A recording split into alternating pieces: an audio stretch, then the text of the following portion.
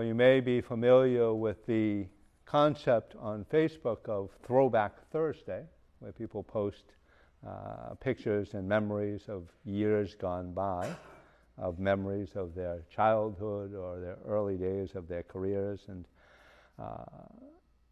today we have a Way Back Wednesday moment. We go all the way back to Lent. We go back to Ash Wednesday and the beginning of Lent when we hear today's gospel.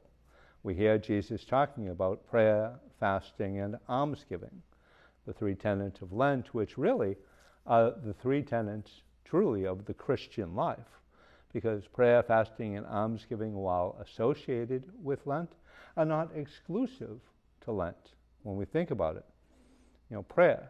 Prayer is really the foundation, one of the firm foundations of our relationship with the Lord. It's our dialogue with the Lord in which we engage in conversation with the Lord. And it truly is meant to be a dialogue between ourselves and the Lord, of both listening and hearing, listening and speaking, of listening to what the Lord has for us and wants from us, and for us giving to the Lord those things that we need, as well as offering our prayer and praise, our prayer and praise and thanksgiving. And my mother used to say about praying, just remember that God gave you 2 ears and 1 mouth, so that you can listen twice as much as you talk. We forget sometimes that prayer involves listening. It involves active listening, engaging with the Lord to hear what it is that we truly need, what will truly help us to grow in faith, in hope, and in love. And so we are called to pray every day, multiply during the day. There's no limit to our prayers. We can pray at any time, in any way, and there are all sorts of various forms of prayer in which we can engage ourselves. So if one doesn't seem to be really working with us, resonating with us, we can move on to another, whether it's Lectio Divina or the Rosary or the Mass. Certainly is the most powerful prayer that we have, but things like the Rosary or Lectio Divina, or just quietly sitting in a quiet space and centering prayer, focusing our attentions on the Lord. Those are ways in which we can engage in the Lord, and so we can pray in these various ways. And fasting again, there's a principle of intermittent fasting that seems to be popular these days with people who are looking to lose weight. But fasting for us isn't just fasting from food. It's also fasting from things like malicious speech or gossip or envy, those things that are not of the Lord, that we feed on, that fuel us sometimes in the world, but are not of the Lord. And when we fast from those things, we grow in our relationship with the Lord.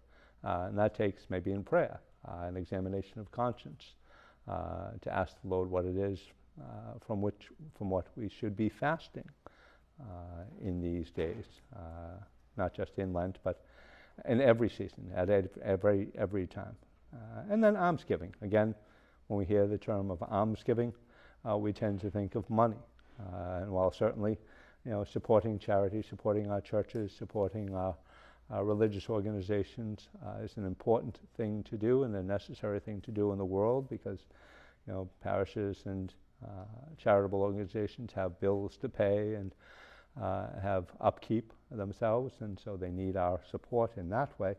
But our almsgiving can be of our time and our talent as well, the abilities and the gifts that God has given to us, that we are called to share with the world, that we are called to give as gift to the world, those things that God has given to us as gift. We are called then to share with the world those talents and abilities that help others to grow closer to the Lord, and in turn help us to grow closer to the Lord when we engage in them and when we share them with others. And so, as Jesus calls us to pray, he helps us to recognize that it really is ultimately between ourselves and God. He says in each stanza here, when it comes to prayer, fasting, and almsgiving, what you do in secret, keep in secret. And your Father who sees in secret will repay you. Whatever it is hidden, whatever it is secret, the Lord will see, and he will repay.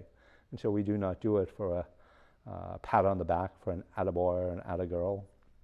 We do it to grow in relationship to the Lord. And so as a people of faith, let us engage in these activities of prayer, of fasting and almsgiving, so that we may grow in faith, in hope, and in love.